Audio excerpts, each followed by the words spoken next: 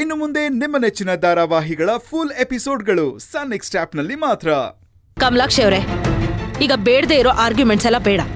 ರಾಧಿಕಾ, ನಿನ್ ಮೇಲಿಟ್ಟಿರೋ ನಂಬಿಕೆ ನನಗೆ ಹೊರಟು ಹೋಗಿದೆ. ಬರೇ ನನಗ್ ಮಾತ್ರ ಅಲ್ಲ, ನಿಮ್ ದೊಡ್ಡಮ್ಮನ್ಗೂ ಹಾಗೆ ಆಗಿದೆ. ಹೌದು.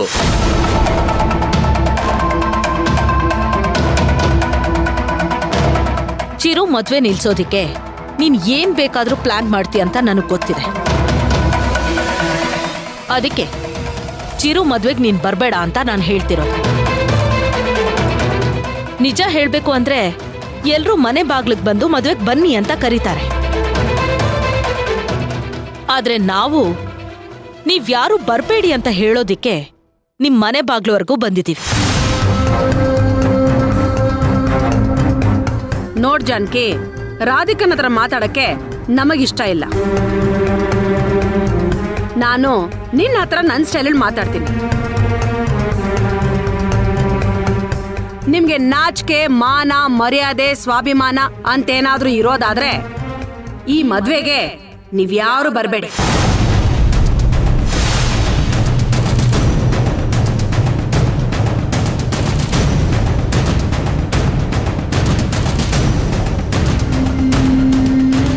ಇದೇ ನಮ್ ನಿರ್ಧಾರ. ದೊಡಮ್ಮ, ಯಾಕೆ ದೊಡಮ್ಮ ಹೀಗ್ ಮಾತಾಡ್ತಿದ್ದೀರಾ? ರಾಧಿಕಾ ಅಲ್ಲಿಗೆ ಬಂದ್ರೆ ಏನು ಮಾಡಲ್ಲ. ಏಯ್ ಸಾಕು, ಸುಮ್ನಿರೋ. ಏನೇನೋ ಓದ್ರಬೇಡ. ದೊಡ್ಡದಾಗ ಬಂದ್ಬಿಟ್ಟ ತಂಗಿಗೆ ಸಪೋರ್ಟ್ ಮಾಡ್ಕೊಂಡು. ರೀ, ಕೇಟರಿಂಗ್ ಸರ್ವಿಸ್ನ ಇವ್ನಿಂದ ಕ್ಯಾನ್ಸಲ್ ಮಾಡ್ರಿ. ನಮ್ ಕೇಟರಿಂಗ್ ಹುಡುಗರಿಗೆ ಕೊಡಿ. ಇಲ್ಲ ಅಂದ್ರೆ ಇವ್ನ ನೋಡೋ ನೆಪದಲ್ಲಿ ಈ ರಾಧಿಕಾ ಹಾವಿನ ತರ ನುಸುಳ್ಕೊಂಡು ಕಲ್ಯಾಣ ಮಂಟಪಕ್ಕೆ ಬಂದ್ಬಿಡ್ತಲ್ಲ ಅಷ್ಟೇ. ನಮ್ ಸಿಸ್ಟರ್ ಬಗ್ಗೆ ಬಾಯಿಗೆ ಬಂದಂಗೆಲ್ಲ ಮಾತಾಡಬೇಡಿ ನೀವು. ಏಯ್, ಬಾಯಿ ಮುಚ್ಕೊಂಡು ಸುಮ್ನೆ ನಿಂತರೆ ಸರಿ. ಇಲ್ಲ ಅಂದ್ರೆ 4 ಬಾರ್ಸಿ ಕೈ ಕಾಲ್ ಮುರಿದು ಆಸ್ಪತ್ರೆ ಸೇರೋಗ್ ಮಾಡ್ಬಿಡ್ತೀನಿ ಅಷ್ಟೇ. ಹಂಗೆಲ್ಲ ಸುಮ್ನೆ ಇರಕ್ಕಾಗಲ್ಲ. ಈ ಮನೇಲಿ ನಾನು ಒಬ್ಬ. ಶಶಿ, ಸ್ವಲ್ಪ ಸುಮ್ನಿರು. ನೋಡಿ, ನೀವ್ ಅನ್ಕೊಳ್ಳೋ ಹಾಗೆ ನಾನಿಲ್ಲ ಅಂತ ನಾನು 100 ಸಲ ಹೇಳಾಗಿದೆ. ಈಗ ಏನಾಯ್ತು ಅಂತ ನನ್ ಫ್ರೆಂಡ್ ಮದ್ವೆಗೆ ನನ್ನ ಬರ್ಬೇಡ ಅಂತ ಹೇಳ್ತಿದ್ದೀರಾ? ಆಂಟಿ, ಚಿರು ಮದ್ವೆನ ನೀನೇ ಮುಂದೆ ನಿಂತು ನಡ್ಸ್ಕೊಡ್ಬೇಕು ಅಂತ ನೀವೇ ತಾನೆ ನನ್ನ ಮನೆವರೆಗೂ ಕರೆದು ಹೇಳಿದ್ದು.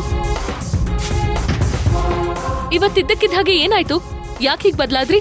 ನಿನ್ನಿಂದ ಈ ಮದ್ವೆ ನಿಂತೋಗತ್ತೆ ಅನ್ನೋ ಭಯ ಶುರು ಆಗಿದೆ ಅಂತ ಹೇಳಿದ್ವಿ ತಾನೆ.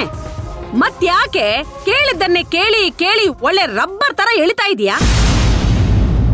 ನಮ್ಮ ಅಳಿಯಂದ್ರೆ ಬೇರೆ ಯಾವಾಗ್ಲೂ ರಾಧಿಕಾ ರಾಧಿಕಾ ಅಂತ ನಿನ್ ಹಿಂದೆ ಮುಂದೆನೆ ಸುತ್ತಾ ಇರ್ತಾರೆ. ನೀನೇನಾದ್ರೂ ಮದ್ವೆಗ್ ಬಂದ್ಬಿಟ್ರೆ ಹೇಗಾದ್ರೂ ಮಾಡಿ ಈ ಮದ್ವೆನ ನಿಲ್ಸಿ ಅಂತ ನನಗ್ ಚೆನ್ನಾಗ್ ಗೊತ್ತು ಕಣೆ. ಇದ್ರ ಮೇಲೆ ನನ್ ಕೈಯಲ್ಲಂತೂ ಬಿಡ್ಸಿ ಹೇಳಕ್ ಆಗಲ್ಲ. ದಯವಿಟ್ಟು ನೀವ್ಯಾರು ಈ ಮದ್ವೆಗ್ ಬರ್ಬೇಡಿ. ನಿಮ್ಮೆಲ್ರಿಗೂ ಕೋಟಿ ಪುಣ್ಯ ಬರುತ್ತೆ.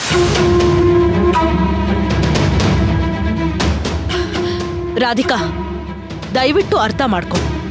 ನಾನ್ ಬೇಕಾದ್ರೆ ನಿನ್ ಕಾಲಿಗೆ ಬೀಳಕ್ಕೂ ರೆಡಿ ಇದ್ದೀನಿ. ಮಾಮ್, ನೀನ್ ಏನೇ ಸೀನ್ ಕ್ರಿಯೇಟ್ ಮಾಡಿದ್ರು ರಾಧಿಕಾ ಈ ಮದ್ವೆಗೆ ಬರೋದನ್ನ ಯಾರಿಂದನೂ ತಡೆಯಕ್ಕಾಗಲ್ಲ. ಅದೇ ರೀತಿ ರಾಧಿಕಾ ಅವ್ರ ಮನೆಯವರು ಎಲ್ರು ಈ ಮದ್ವೆಗೆ ಬಂದೇ ಬರ್ತಾರೆ. ಹಾಗೇನಾದ್ರೂ ಇವಳು ಬಂದ್ರೆ ಇವಳು ಕುತ್ತಿಗೆಗೆ ತಾಳಿ ಬೀಳತ್ತೆ, ನನ್ ಮಗಳ ಕುತ್ತಿಗೆಗೆ ನೇಣ್ ಹಾಕ ಬೀಳತ್ತೆ.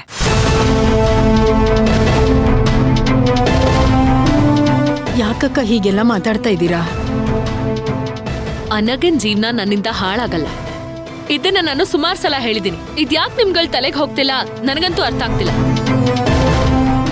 ಅನಗ ನನ್ ತಂಗಿ, ಅವಳ ಜೀವನನ ನಾನೇ ಹಾಳು ಮಾಡ್ತೀನ?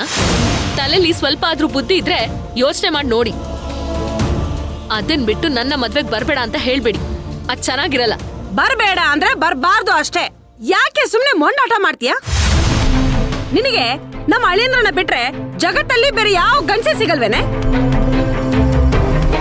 ಯಾಕೆ ನನ್ ಮಗಳು ಅನಗನ್ ಲೈಫಲ್ಲಿ ಆಟ ಆಡ್ತಾ ಇದೀಯಾ? ಚಿರೋ ಅವ್ರ ಕೈಯಲ್ಲಿ ನೀನ್ ತಾಳಿ ಕಟ್ಟಿಸ್ಕೋಬೇಕು ಅಂತ ನಿರ್ಧಾರ ಮಾಡ್ಬಿಟ್ಟಿದ್ಯಾ ಅಲ್ವಾ? ಅದಕ್ಕೆ ಅಲ್ವಾ ನೀನ್ ನಮ್ಗೆ ಇಷ್ಟೊಂದು ಚಿತ್ರಹಿಂಸೆ ಕೊಡ್ತಾ ಇರೋದು. ಏನಂದ್ರಿ ದೊಡಮ್ಮ? ಇನ್ನೊಂದ್ಸಲ ಹೇಳಿ. ಯಾರ್ ಸತ್ರು ಪರವಾಗಿಲ್ಲ, ನೀನ್ ಮಾತ್ರ ಚಿರು ಕೈಯಲ್ಲಿ ತಾಳಿ ಕಟ್ಟಿಸ್ಕೋಬೇಕು ಅಂತ ನಿರ್ಧಾರ ಮಾಡ್ಕೊಂಡ್ಬಿಟ್ಟಿದ್ಯಾ ಅಂದೆ.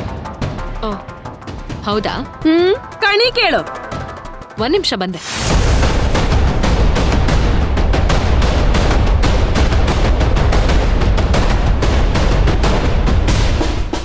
ರೀ, ದೇವರ ಮುಂದೆ ಮಂಡಿ ಊರಿಗೆ ಕ್ಷಮೆ ಕೇಳಕ್ಕೆ ಅಂತ ಹೋದ್ಲಾ? ಯಾರಿಗ್ ಗೊತ್ತು? ಚಿರು, ನೀನ್ ನನ್ನ ಪ್ರೀತಿಸ್ತಿದ್ಯೋ ಅಥವಾ ಸ್ನೇಹಿತೆ ತರ ನೋಡ್ತೀಯೋ ಇದ್ಯಾವುದೂ ನನಗ್ ಬೇಕಾಗಿಲ್ಲ. ನಾನು ಹೇಳಿದ್ದನ್ನ ನೀನ್ ಮಾಡು.